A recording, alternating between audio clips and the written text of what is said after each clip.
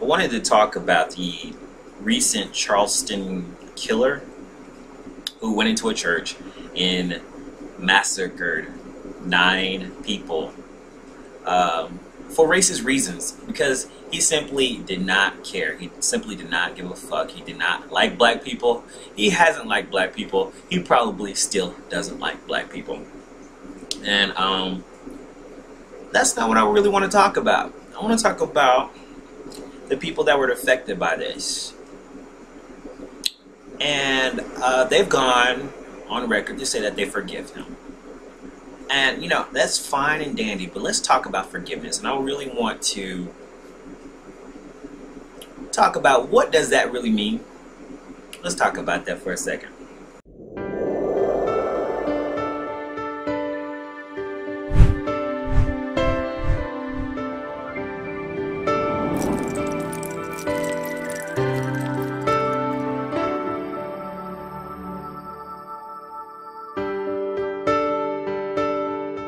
I just feel a lot of love.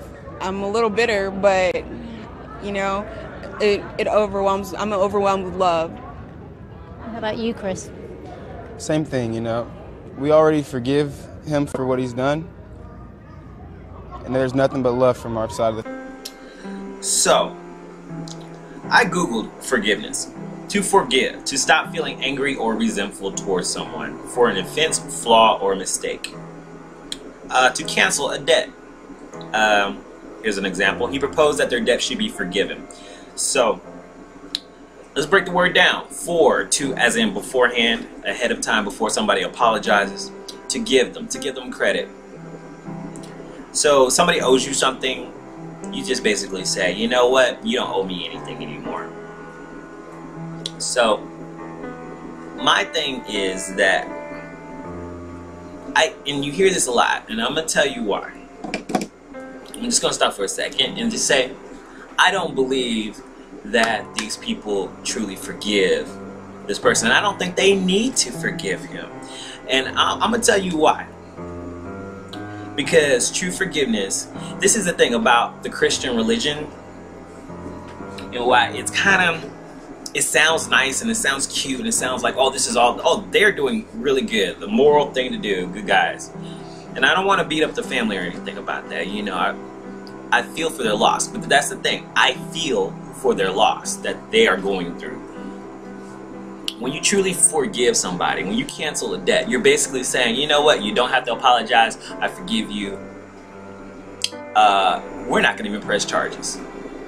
Because when you truly forgive somebody, they don't have to go to jail.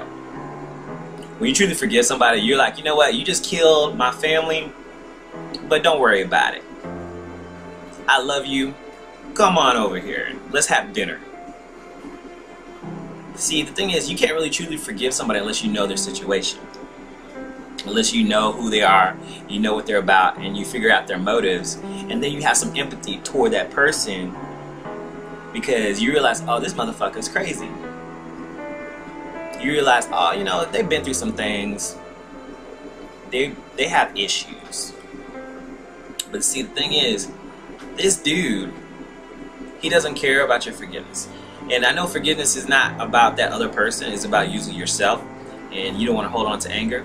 But the thing is, forgiveness is a process. And for me, when they say, oh, well, we forgive you, it's like, dude, this dude just killed your family. And I think a lot of people will say, you know, I forgive you because it's the right thing to do. It's the right thing to say. Because in the Christian religion, if you don't forgive somebody, you can't even go to heaven.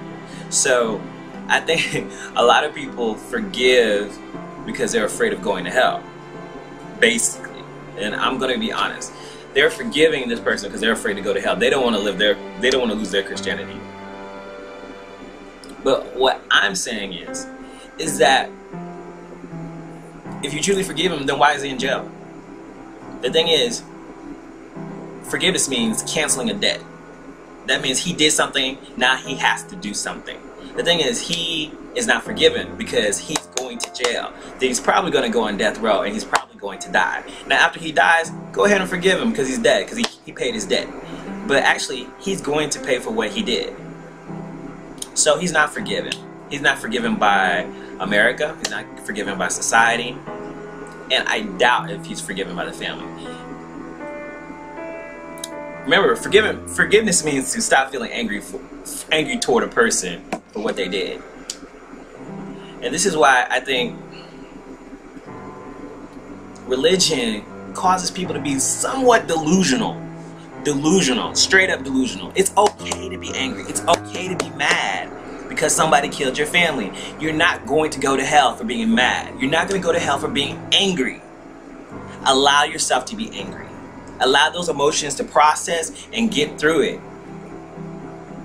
And then when you're done, if you want to forgive somebody after the fact, then go ahead and do it. If you can't do it, then you don't have to.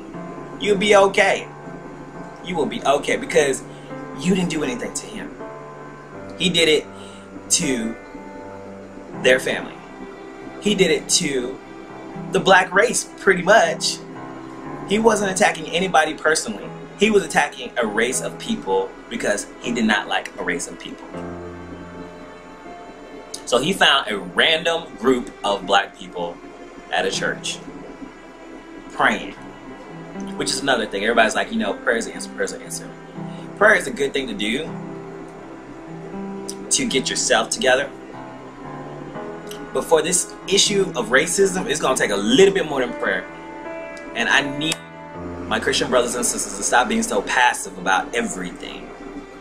Stop being so motherfucking passive about motherfucking everything. Because while you being passive, racism still exists. Prayer during slavery times, prayer during civil rights times has not stopped racism. Racism still exists. And it wasn't until people got proactive and got off their knees and stopped praying and started doing something that stuff started changing. So, yes. Pray to bring yourself some inner peace. Pray to process that forgiveness in your heart. Slowly. Allow yourself to be angry. Process it. And don't just sit down and pray. Do something. Communicate. Talk. Say you're angry. Admit it. Problem is that so many people get angry and we hold it in. And then one more thing happens and then we end up blowing up on everybody. There's a lot of racism that's been going on in America, and it's always been here, but in the past few months, racism has been acting a fool in America. And like I said, we can meditate and pray for our own personal journey to find our inner peace, to create our universe. That's the passive way of doing things, but you have to be proactive too and get up and figure out, what am I going to do today? How am I going to make the world a better place? And it's okay to love and be love and give love, but we really need to start proactively joining together and trying to figure out a way to stop all this racism in this world, man. I don't know. This is my 2 cents. Give me your opinion on that, because if you don't do it, then we will. Peace out.